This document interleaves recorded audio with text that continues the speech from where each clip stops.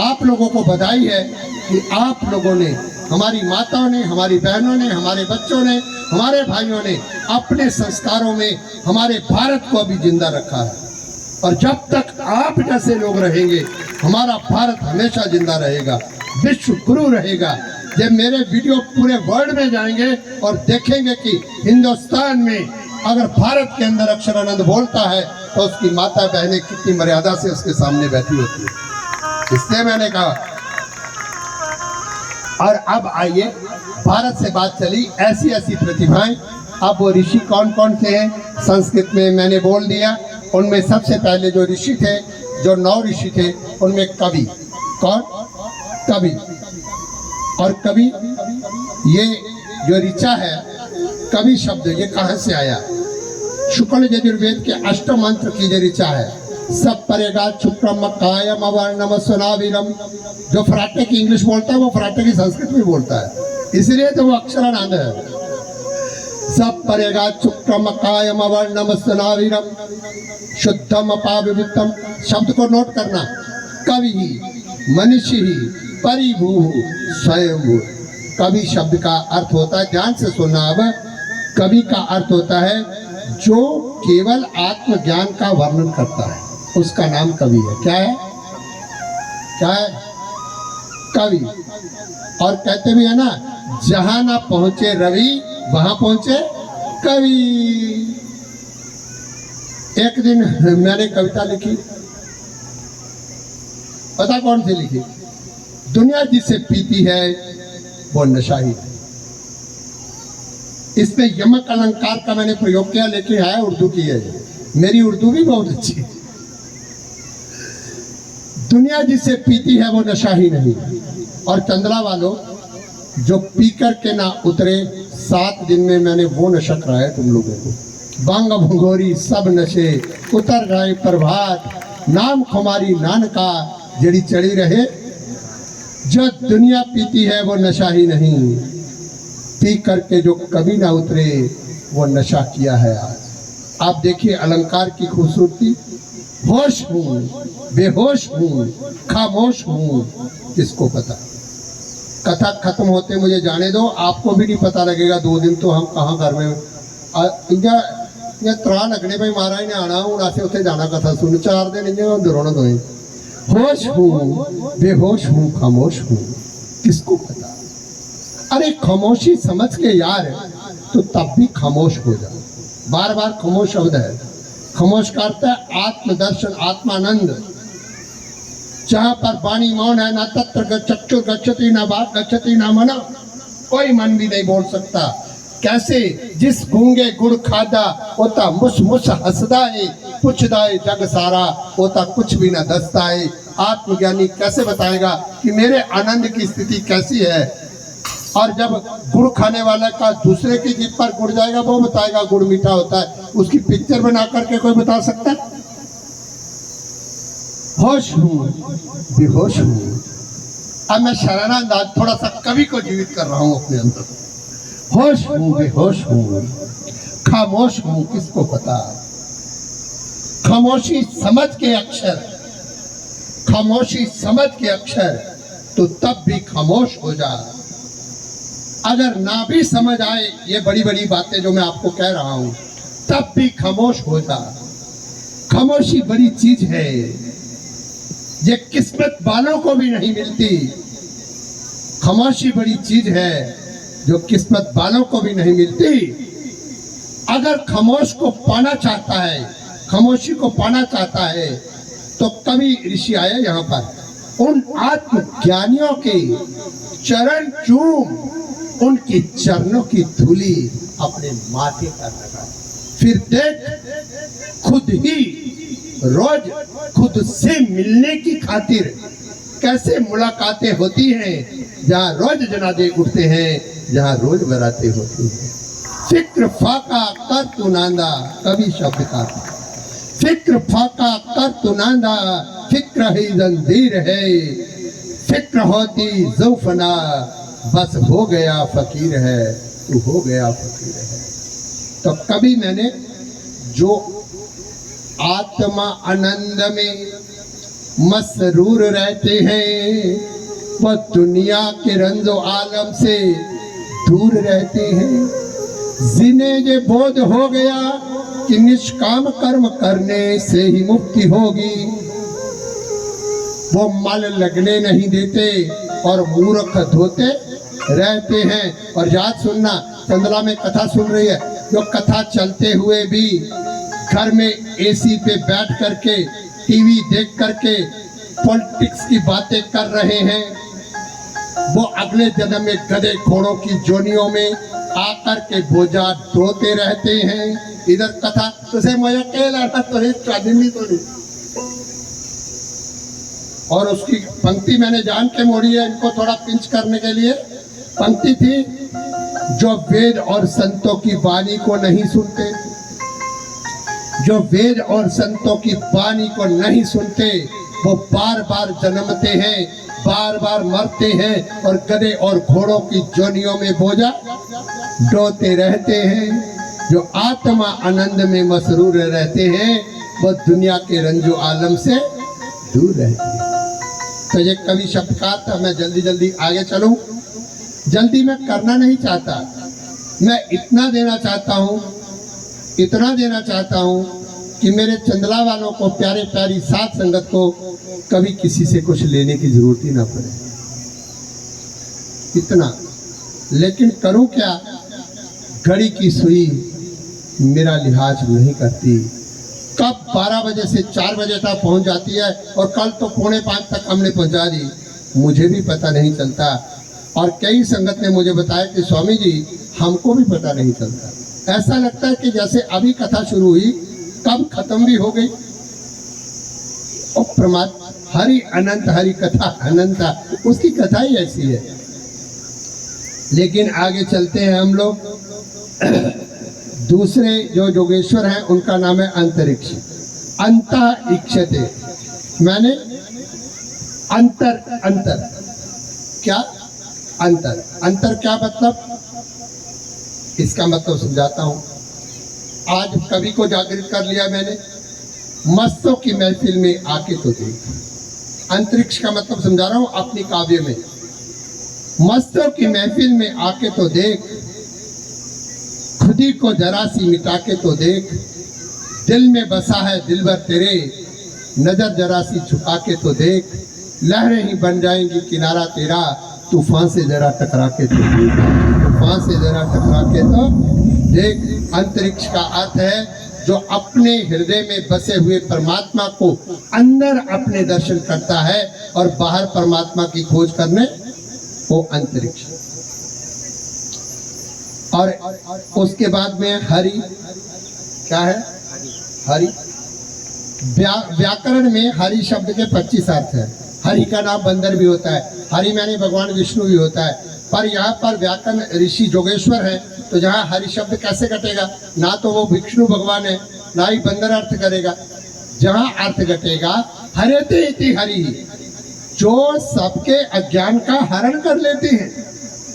क्या कर लेते हैं, हाँ, जो सबके ज्ञान का हाँ हरण कर लेते हैं। सो तन धरी हरि भजहि न जे नर, होई विषय मंद मंद तर, कांच करिच बदलेते लेही, करते दारी परस मनी लेही।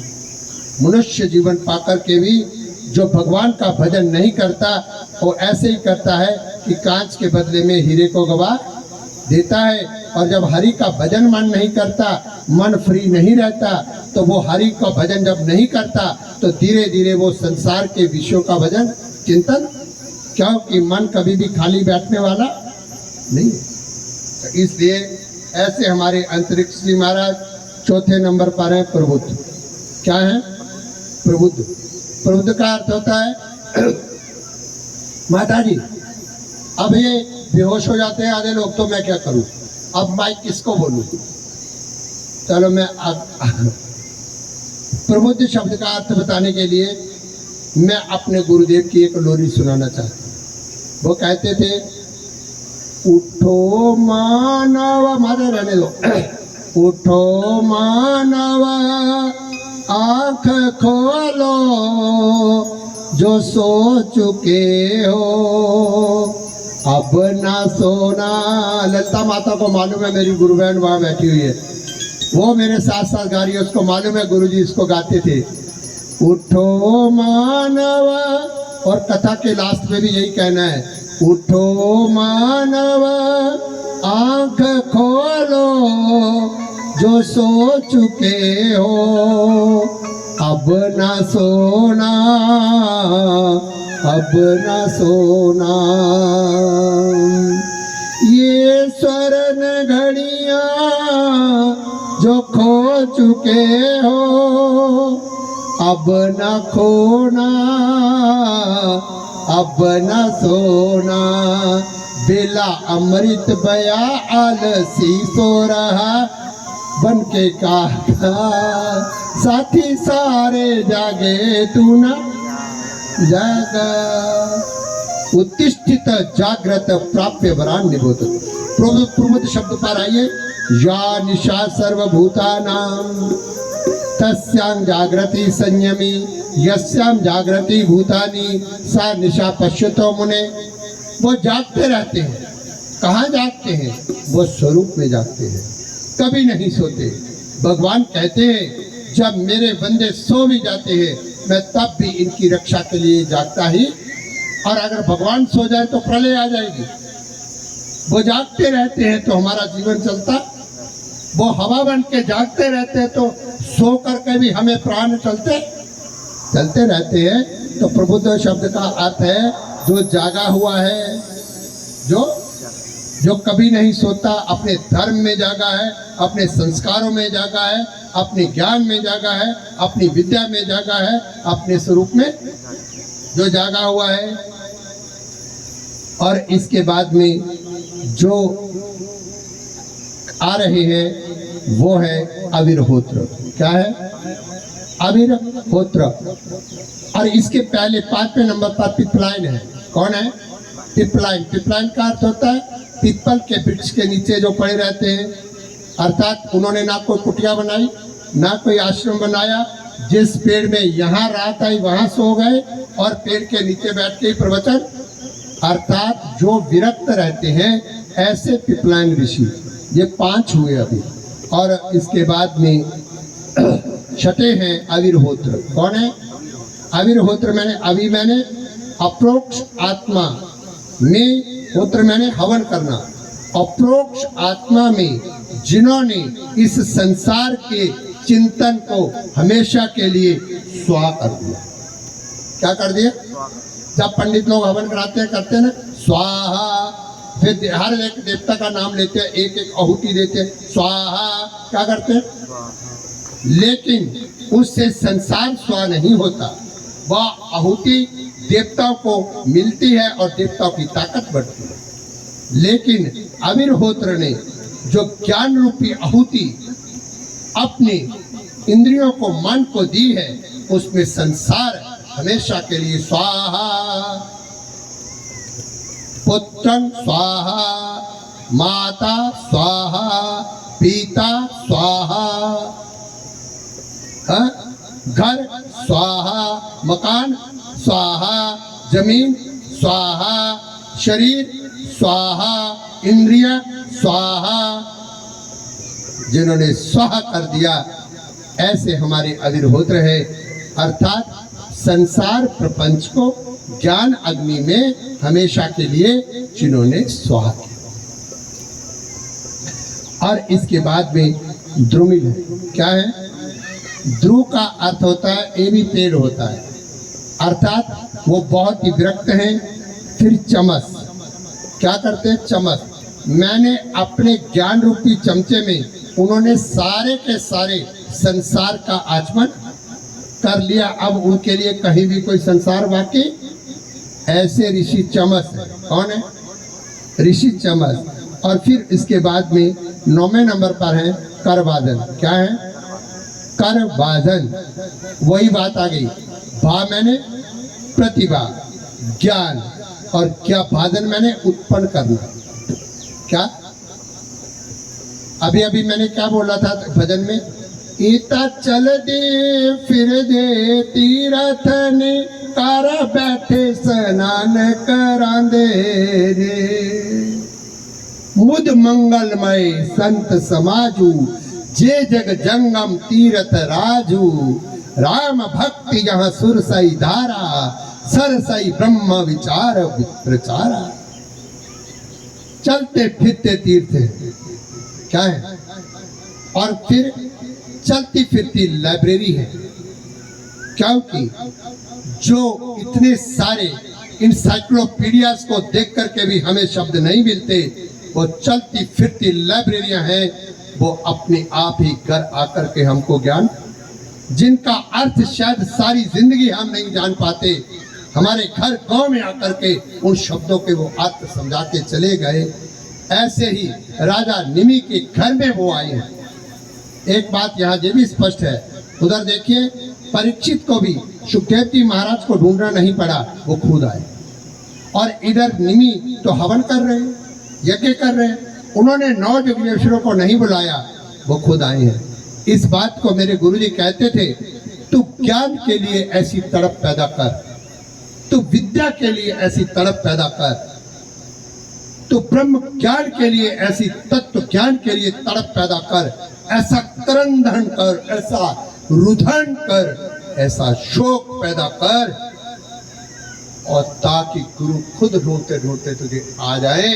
कौन तड़प रहा है मेरा बच्चा ज्ञान के लिए, और तुझे वो ज्ञान देना शुरू कर। इनको पूछो ना, पार्टी वाले मुझे ढूंढने गए थे, मुझे लाने गए थे, मैं तो इनको जानता भी नहीं था, मैंने पार्टी का नाम भी नहीं सुना, लेकिन कोई रूह ऐसी बैठी थी जो ज्ञान के लिए तड़प रही थी, जिसने जबरदस्ती हमको खींच करके कहाँ हरिद्वार, कहाँ वो हमारा वैभव, कहाँ दुनिया। मुझे सारे संतों ने मना किया कि पार्टी में पीने के लिए पानी भी नहीं मिलता, जहाँ आश्रम मत बनाना स्वामी जी, जहाँ नहीं रहना। मुझे कईयों ने कहा कि रोटी के लाले पड़ जाएंगे जहाँ से पहले ही, और पार्टी वाले लोग भी बड़े खराब हैं, इन्होंने 5 संतों को भगाया हुआ है गाँव से, और आपको भी ये 3 महीने से 2 महीने से ज्यादा टिकने। मेरा कोई बात नहीं, अभी तो सीधे संतों से पाला पड़ा, टेढ़े से नहीं पड़ा। ये सारा गांव खाली हो जाएगा, मैं तब भी नहीं पड़ा। तो आज देखिए, ढूंढने नहीं जाना पड़ता, वो स्वयं आते हैं। तू तड़प पैदा कर। किसी ने कहा मुझे गुरु कहाँ मिलेंगे, कैसे मिलेंगे, तो शास्त्र कहता है तू तड़प पैदा कर। क्या? तू तड़प पैदा कर, तू ऐसे दर्द पैदा कर कि अब मैं विद्या ज्ञान के लिए नहीं बच सकता, तो गुरु तुझे खुद ढूंढ लेंगे। तुम गुरु को नहीं ढूंढ सकते, क्योंकि हमारे अंदर इतनी बुद्धि ही नहीं है कि हम गुरु को पहचाने। अरे शिष्य कभी भी गुरु की पहचान नहीं कर सकता, लेकिन गुरु तो शिष्य की पहचान कर सकता है।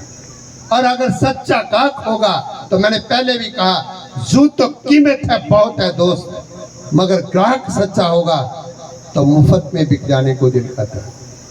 हमेशा अपने आप, ये 9 योगेश्वर भी जो है ये अपने आप ही राजा निमि के दरबार में आ गए हैं। और आइए अब हम बढ़ते हैं। राजा निमि ने पहला जो क्वेश्चन किया, उन्होंने कहा कि परम कल्याण का साधन क्या है। क्या बोला? ध्यान से सुनो, परम कल्याण का साधन क्या है। आप लोगों ने भी जब जब गुरुओं के सामने बैठना है, यही कहना है कि गुरुदेव हम अज्ञानी हैं, हम आपके बच्चे हैं, हम नहीं जानते कि हमारा कल्याण किसमें है।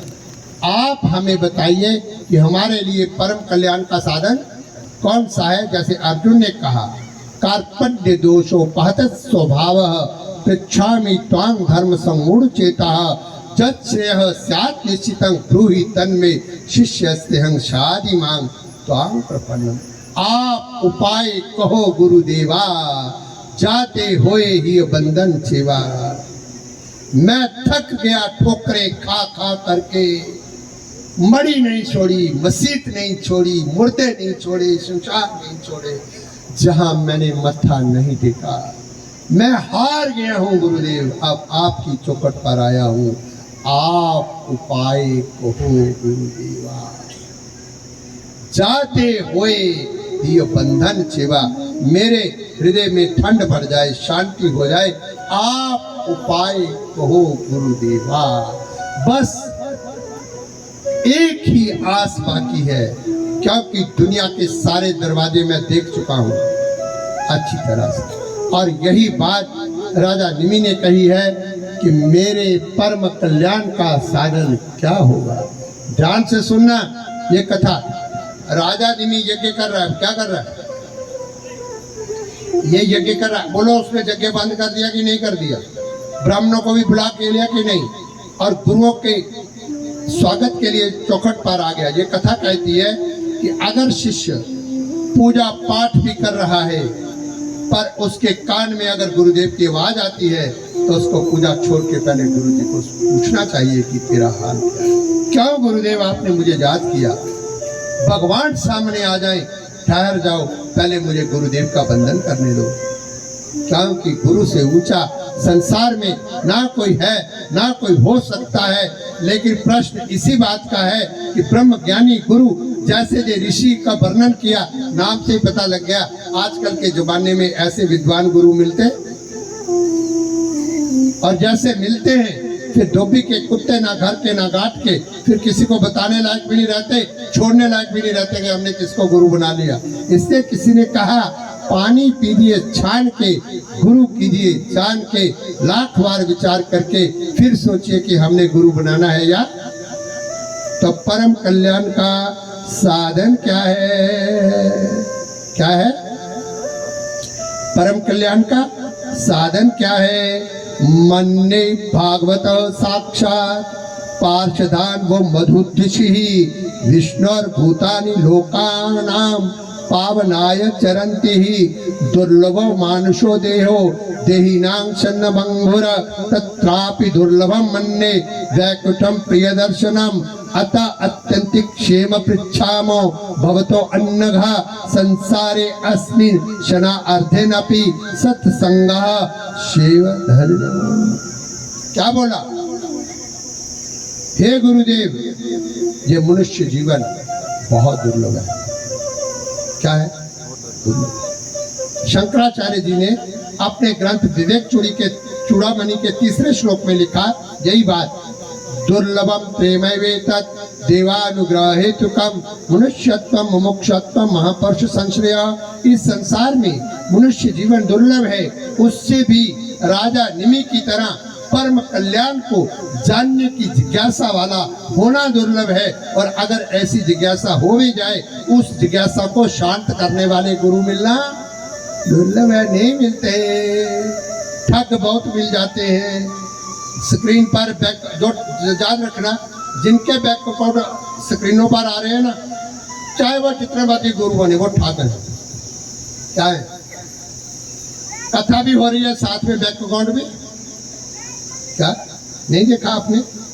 कथा के साथ साथ बैंक अकाउंट भी नीचे फ्लैश हो रहा है कि नहीं हो रहा? सब ठग है। अगर तुम्हें विचार करना है, मेरे गुरुजी कहते थे, क्या बिन मांगे मोती मिले? क्या बिन मांगे मोती मिले, मांगे मिले ना भीख। हाथ फैलाता है क्यों गैरों के आगे जाके तू, जिसके पैदा है किया उससे जाके फरियाद कर। जिस तरह भी हो सके तू प्यारे रब को याद कर। प्यारे रब ने तुझको दौलतमंद कर पैदा किया, दौलत से अपनी तू गरीबों की भी कुछ इमदाद कर। हाथ फैलाता है क्यों गैरों के आगे? अरे जो खुद गरीबड़े रो रहे हैं, वो किसी संत को क्या दे सकते हैं? लेकिन बात वहीं आती है कि अगर देने पे आएंगे तो हो सकता है शबरी के जूठे पैर भी उनको मोतियों से भी ज्यादा अच्छे लगेंगे। ये बात याद रखना। तब निमि ने कहा कि ये मनुष्य जीवन बड़ा दुर्लभ है, और इस मनुष्य जीवन में परम कल्याण का साधन कौन सा है? जल्दी जल्दी मैं खत्म करूं पहला प्रश्न, और इस प्रश्न का उत्तर कवि जी महाराज ने दिया। किसने दिया? अरे बोलो, किसने दिया? कायेन वाचा मनसे इंद्रियैर्वा बुद्धयात्मना वनुसृत स्वभावात् करोति यद्यत् सकलं प्रस्मै नारायणेति समर्पये। आहा परम कल्याण किया हुंदा पंडित जी सुनियो। ते हर कवि महाराज ने उत्तर दिता है प्रश्न को ने किता बाला को ने किता प्रश्न राजा निमि ने कुने किता नौ जोगेश्वरी कुने किता ते उनदे ता जेडे पहले ही कवि ओदे पहले सवाल दा उन्हें आख्या मैं उत्तर दूंगा। हे राजन सुन परम कल्याण का साधन क्या है। अब हम जल्दी इसको समाप्त कर देंगे। तो उन्होंने कहा शरीर से, ध्यान से सुनना, शरीर से, वाणी से, मन से, इंद्रियों से, जो श्लोक मैंने बोला उसका अर्थ है बुद्धि से, अहंकार से, अनेक जन्म की, एक जन्म की आदतों से, स्वभाव से जो कुछ भी हम करें वो सब भगवान नारायण के लिए है। ऐसी भावना के साथ में जो कुछ भी तुम कर रहे हो वो तुम्हारे परम कल्याण का साधन है। मैं मना आदत्स्व, भक्त योग में भी भगवान यही कहते हैं, मैं मना परम कल्याण का साधन यही है। मैं मना आदत्स्व मई बुद्धि नवेशय निप्सिष्यसि मामेव अतः ऊर्ध्वं न संशयः।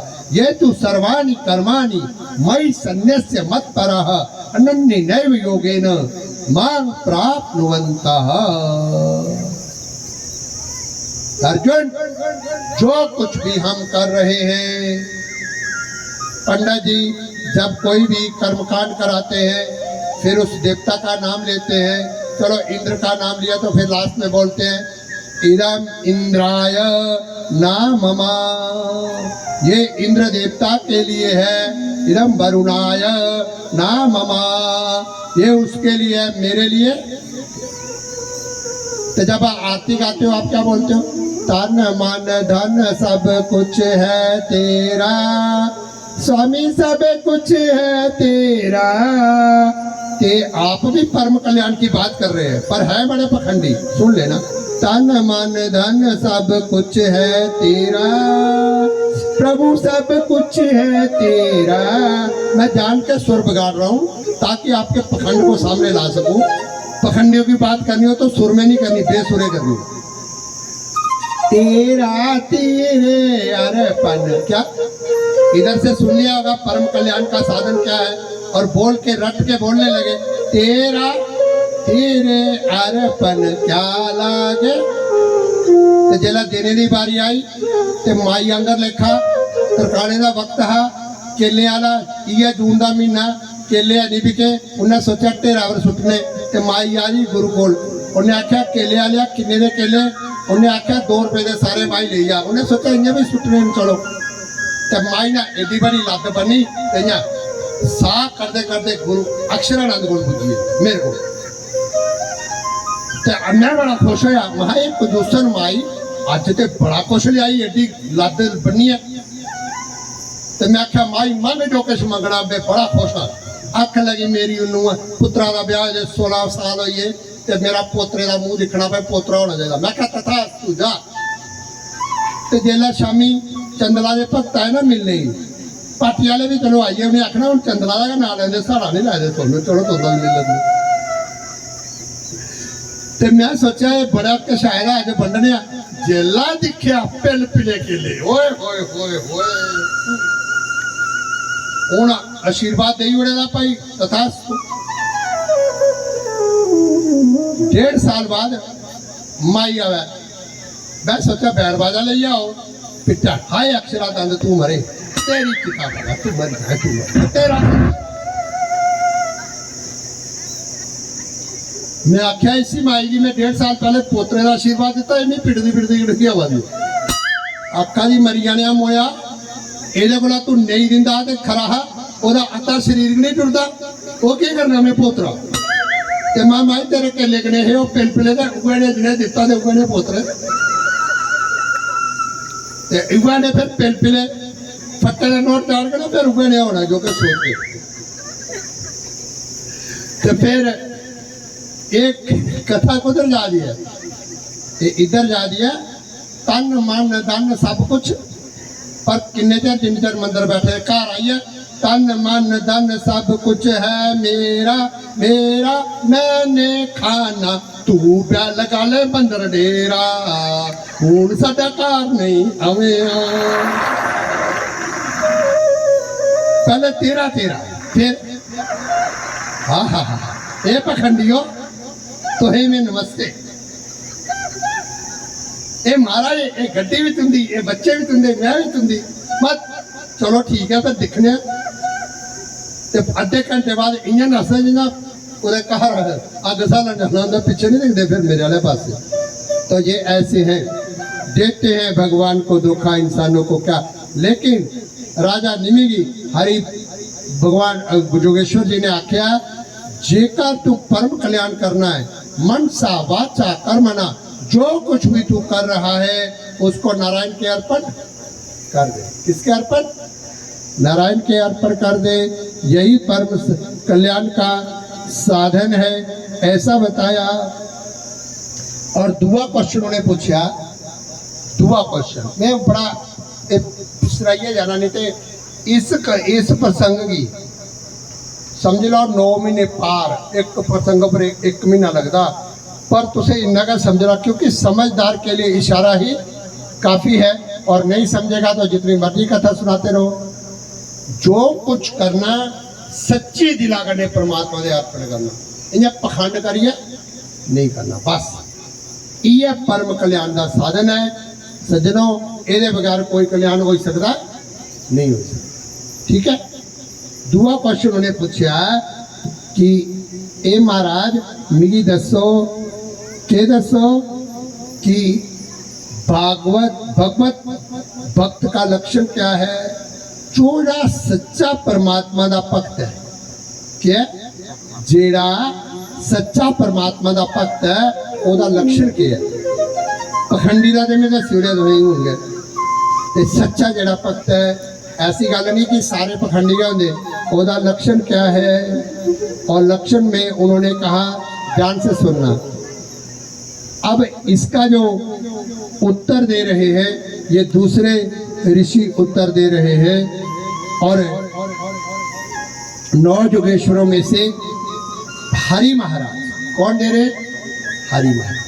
कवि वाला काम हुई है, हरि महाराज उत्तर दे रहे हैं कि अब पहले आप परम कल्याण का लक्षण उन दसादे सच्चा परमात्मा का जोड़ा भक्त है ओदा के लक्षण है, इन्हें पता लगेगा ये पखंडी भक्त है या सच्चा भक्त है। तो ध्यान करना सुनियो। तो उन्हें आख्या कि परमात्मा के जोड़े भक्त है ना वो 3 कोटि के होंगे। किन्ने कोटि के? 3 कोटि के लोग जोड़े ना वो परमात्मा की पूजा करते। भागवत दसिया उन्हें आख्या जेड़े भगवान कन्नै प्रेम करते, जेड़े लोग भगवान कन्नै प्रेम करते लेकिन उनके भक्ते कन्नै मित्रता भी करते, दुखी अज्ञानियों पर कृपा करते और भगवान दे जड़ी उपेक्षा करने वाले लोग उनके कन्नै ज़्यादा मुंह नहीं लाते, वो जेड़े भक्त होंगे वो मध्यम कोटि के भक्त। केड़े ना? मध्यम कोटि के भक्त। और उत्तम कोटि का भक्त कौन है? उत्तम कोटि का भक्त है जेड़ा भगवान की पूजा करता लेकिन कोई और भगवान की पूजा करे या ना ही करे ओदे कन्नै भी ईर्षा द्वेष नहीं करता, सारे की परमात्मा का रूप समझदा और सारे की अंदर परमात्मा दिखता, वो परमात्मा का उच्च कोटि का भक्त है। ये भागवत दर्शन कि अगर मैं परमात्मा का सच्चा भक्त हाँ ते अपने भगवान के दर्शन मिगी चींटी च भी होने चाहिए, कुत्ते च भी होने चाहिए, बिल्ली च भी होने चाहिए, गौ च भी होने चाहिए, मनुख च भी होने चाहिए, देशा विच भी होने चाहिए, और सती नारी दे विच भी होने चाहिए, सन्यासी दे विच भी होने चाहिए, कृष्णिये विच भी होने चाहिए, चोर डाकू दे विच भी परमात्मा के दर्शन जड़ा करता है वो सारे कोला उच्चा परमात्मा का भक्त। क्या है? सारे कोला उच्चा परमात्मा का भक्त है। और एक और भगवान जी ने आख्या अध्येष्टा सर्वभूतानां मैत्र करुण एव च निर्ममो निरंकारः समा दुख सुखं समी। जेड़ा सारे कने मित्रता रखदा, दयालुता रखदा और कोई अहंकार ओदे विच नहीं, सुख दुख समम कृत्वा सो अमृतत्वाय कल्पते, दुख सुख में एक जैसा रहता है, वो भगवान का सच्चा भक्त है। ऐसा भगवान जी ने वो पूछा। अब राजा निमि ने त्रिया पूछा कि ए प्रभु ए दसो कि जड़ी माया है भगवान दी, माया है ओदा के स्वरूप है, माया दा के स्वरूप है, और माया दे स्वरूप दा वर्णन कर किता राजा निमि आगे अंतरिक्ष ऋषि ने। उन्हें किता अंतरिक्ष ऋषि ने उन्हें आख्या जेड़ी अपना नहीं होंदे हुए भी अपना बनने का नाटक कर दी, वो माया है। जिससे भी अस इन्हें इंद्रिय कन्ने दिखी सकता है, छुई सकता है, चखी सकता है, वो माया है। नाम रूप उपाधि यत्र यत्र अस्ति तत्र तत्र माया वर्तते, वो सारी की सारी माया है, सारी की सारी माया है। ये तीसरा क्वेश्चन जेला पूछा, और ओदे बाद चौथा क्वेश्चन जेड़ा पूछा उन्हें आख्या फिर भगवान ये दसो आएगी, हे गुरु महाराज ये दसो ये माया तो बड़ी खतरनाक है, एदा पार बड़े बड़े ऋषि मुनि नहीं पाई सकते। तो चौथे क्वेश्चन च पूछा कि माया के पार होने का उपाय की है। पहले पूछा परम कल्याण का साधन, फिर रिपीट करियो ना। दूसरे क्वेश्चन च पूछा सच्चे भागवत के दर्शन, सच्चे भागवत के लक्षण। त्रिये पूछा माया की है। चौथे पूछा माया के पार जाने का उपाय क्या है। तो माया ने और एदा आंसर जेड़ा देता है और प्रबुद्ध जी महाराज ने दिता। उन्हें दिता, उन्हें आख्या जेड़ा मनुख माया के पार जाना चाहता है, इको रास्ता है कि ओ परम पिता परमात्मा का ध्यान करता रहे। और माया ने भी भागवतकार दे मंगलाचरण भी लिखे था, जिथे जिथे वैष्णव भी है परमात्मा का कीर्तन कर दे, परमात्मा की भक्ति कर दे, परमात्मा की कथा सुन दे, उन्हें की माया कख भी आखदी नहीं। और जेडे परमात्मा का ध्यान नहीं करते उन्हें की माया सुखने भी छोड़ती नहीं। ये प्रबुद्ध जी ने चौथे प्रश्न का आंसर दिता। और ये बाद पंजवा प्रश्न पूछा महाराजा निमि ने कि ये दसो परमात्मा का जेड़ा वास्तविक स्वरूप है वो क्या है, कि परमात्मा का वास्तविक स्वरूप क्या है। जिदा 24 अवतार परमात्मा ने दिखे, कुछ खजोपड़ बनिए दे, कुछ मोनी बनिए दे, कुछ धनवंतरी बनिए दे, और कुछ भगवान जी सनक सनंदन बनिए दे, कुछ सुअर 12 बनिए दे, कुछ मत्स्य बनिए दे, कुछ पृथु बनिए दे, कुछ ऋषभदेव बनिए दे, कुछ नर नारायण बनिए दे, कुछ राम बनिए दे, कुछ कृष्ण बनिए दे, और कुछ कृष्ण बुद्ध बनिए दे, कुछ कृष्ण बनिए दे। पानी बखरे बखरे सारे। ते इयां भी अस जिस मंदिर च भी जाता है तो भगवान दियां अस की बखरियां बखरियां मूर्तियां लभदियां। ते राजा निमि आखा था कि इन्नियां सारियां जेड़ियां 1000 मूर्तियां न, सहस्त्र मूर्ते नामने पुरुषाय शाश्वते नमः, हरिओम नमोस्तनंताय, सहस्त्र मूर्ते सहस्त्र पादाक्षी शिरोरुभावे, सहस्त्र नामने पुरुषाय नमो नमः, ऐसे करते हैं ना हजारों मूर्तियां। तो उन्हें आख्या इंदे च अगर दिखना है तो परमात्मा का सच्चा स्वरूप क्या है, ठीक है।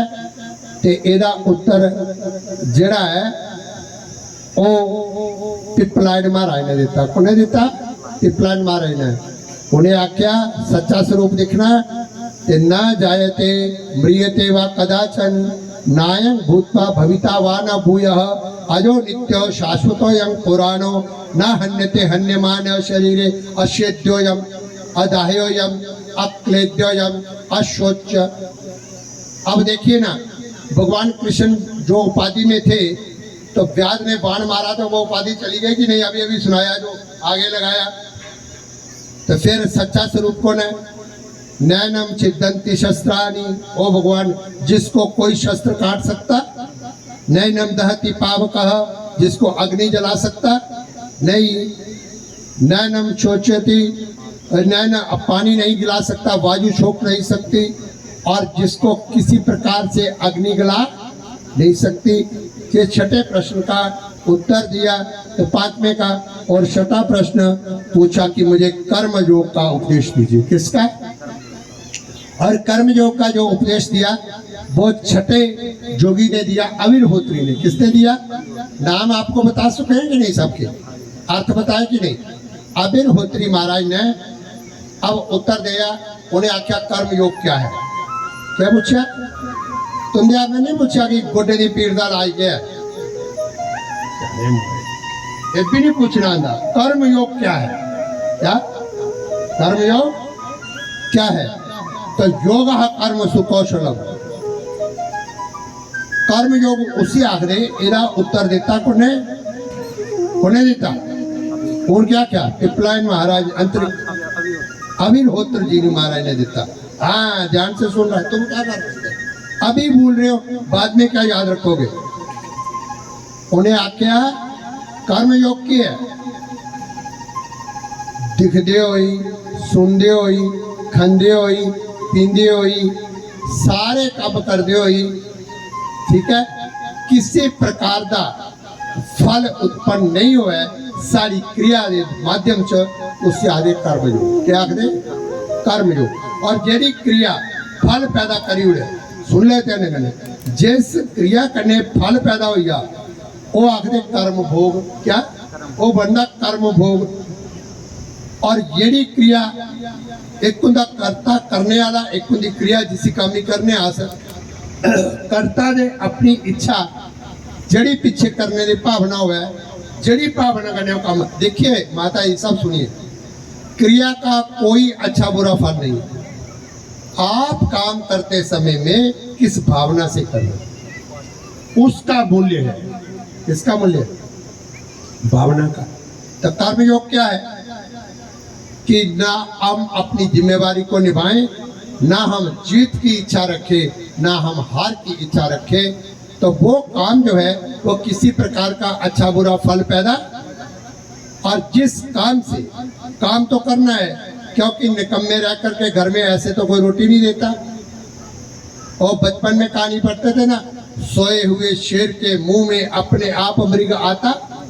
भले ही वो जंगल का राजा है, हिरण को पकड़ने के लिए उसको भी प्रयास, अरे बोलिए ना, प्रयास करना पड़ता है कि नहीं? और कोई शास्त्री होता है ले तुमने कलश कथा कुथा कोले नहीं खत्म करिए, कलश उन्हें लेकर भी नहीं ना।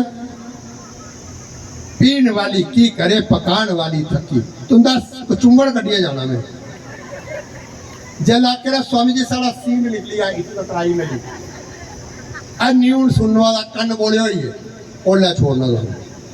अली तो ही सोचा रहा, अली सोचा तनिया सारे हो जला में चुटकुला सुना तो हंस गए ना। मैं समझना इन्हें अन्नी सोचा रहा उन बोले हुई है, चलो उन कलश लिए चली बोने। पंतों ने आंदे आंदे में पूछा 2:30 बजे जाना 3 बजे, मैं जवाब भी नहीं दिता। मान ना 2:30 ना 3 सजना के बदा कोला जाना ये मेरे भगवान ही पता, एदा जवाब लड्डू गोपाल दिंदा, मैं नहीं दिंदा। और जिन्ने चेर ताकत रखोगे इन्ने चेर शरीर ने बोलना, जिला उन्हें ताकत नहीं देनी इन्हें आपको चुप कर जाना। फिर बुलाए दे भी नहीं बोलना, ठीक है।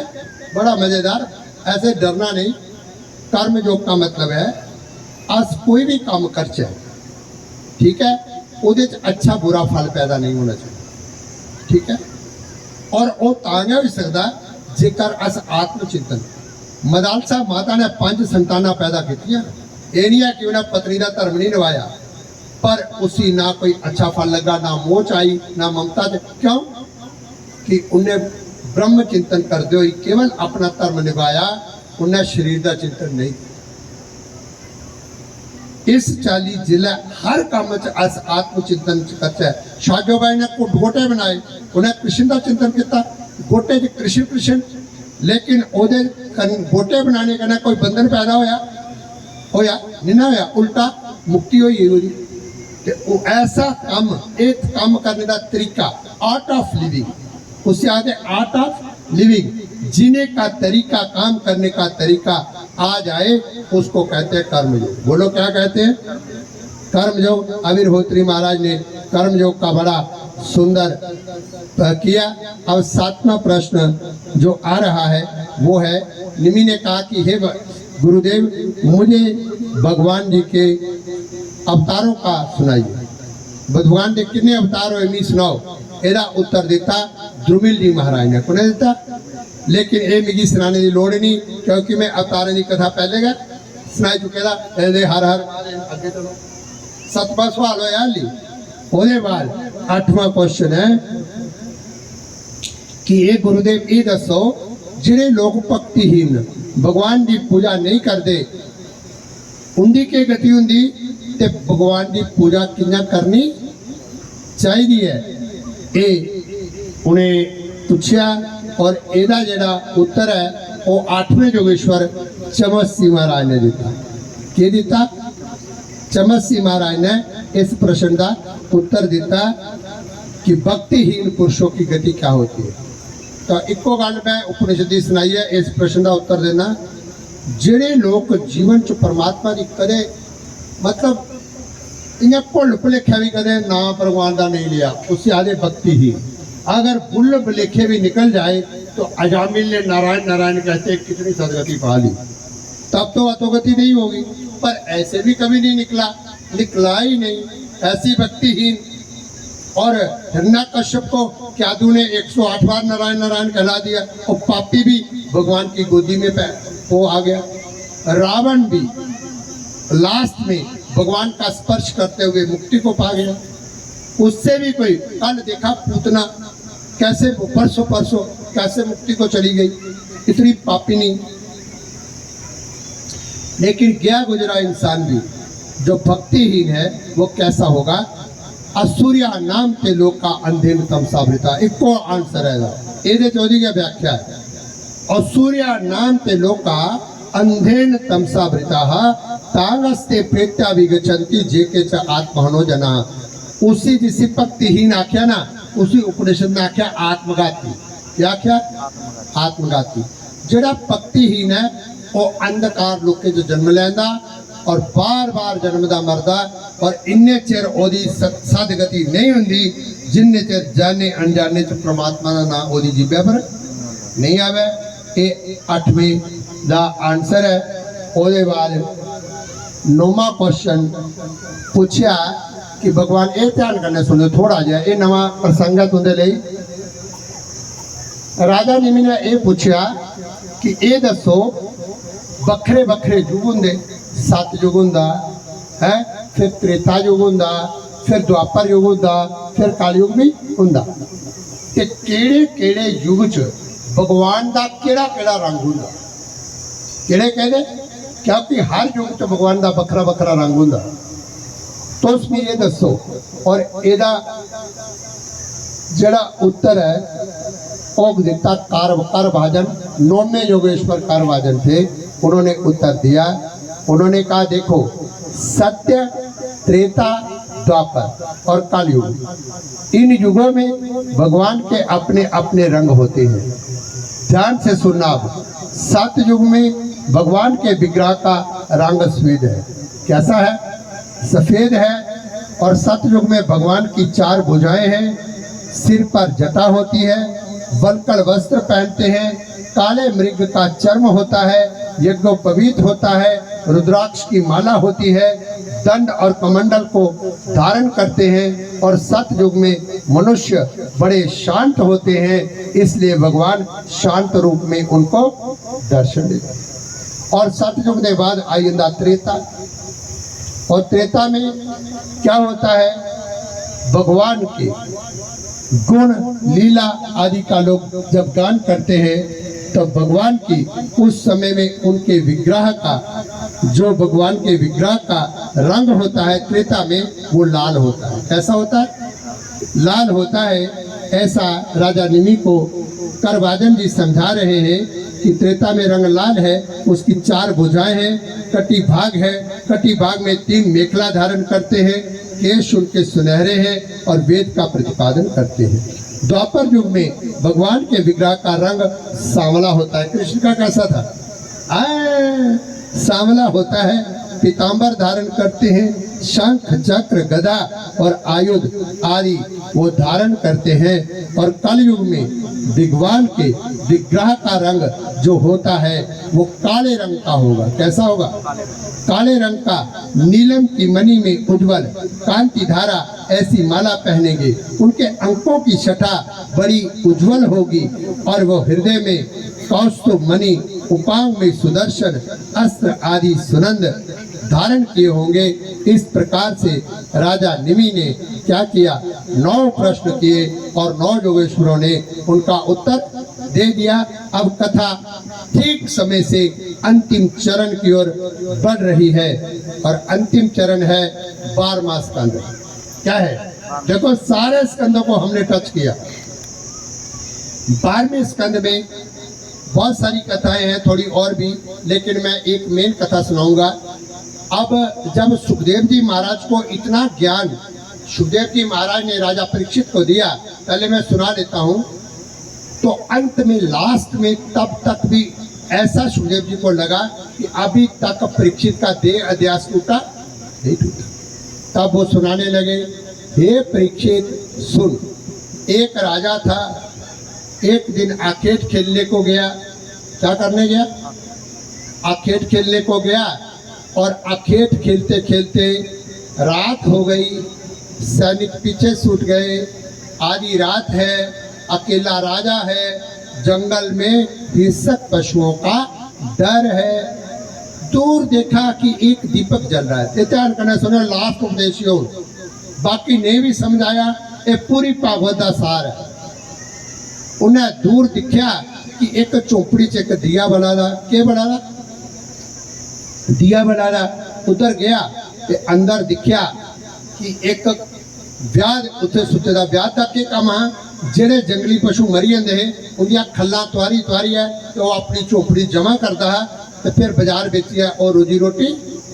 तो उन्हें बढ़िया सारे चमड़े इं लड़काए, खून नाड़ियाँ, हाय हाय इन्नी स्मेल, पर मरता क्या ना करता। सुखदेव जी महाराज लास्ट उपदेश दे परीक्षित। हे राजन, उस राजा ने क्या किया कि व्याध से रिक्वेस्ट की कि एक रात के लिए मुझे इस झोपड़ी में जगह, अरे बोलो ना, जगह दे दो। तो व्याध ने ऐसे देखा कि वेशभूषा, घोड़ा, सोने के गहने, ये तो कोई राजा है, ये मेरी झोपड़ी में कैसे सोएगा? तो व्याध ने कहा कि राजन, जगह तो मैं दे दूंगा, लेकिन वो जगह तुम्हारे रहने के लायक। पर उसने जबरदस्ती कहा कि नहीं नहीं, मैंने इधर ही सोना है, मैंने इधर ही। तो व्याध ने कहा ठीक है, मैं आज बाहर सो जाता हूं, आप अंदर सो जाओ। और अंदर राजा को ऐसा सुलाया कि रात भर हड्डियों की, मांस की, रुधिर की बदबू उसके नाक में ऐसी चढ़ी चढ़ी चढ़ी चढ़ी चढ़ी। अब ब्रह्म मुहूर्त हो गया, नहीं उठा। 10 बज गए, नहीं उठा। दोपहर हो गई, नहीं उठा। तरकाला पई है, जला परतिया रात बोल लगे। उन्हें कहा भरावा उठ, अपने घर ही जा, मैं एक दिन तक कट लिया बाहर, में अंदर भी सोना है। तेरे को एक दिन के लिए इधर सुलाया, आप तो इसको छोड़ना नहीं चाहता। इसलिए राजा परीक्षित ने गल सुनी, उन्हें क्या गुरु महाराज वो कड़िया मूर्ख राजा है, जरा इन्नी गंदी जगह रहा और फिर उठा ही नहीं, उठे से ही अंग बछाई है। तो पहले गुरु महाराज ने आख्या, ए राजन, और तुमदा कोई दूरा पारा था रिश्तेदार है।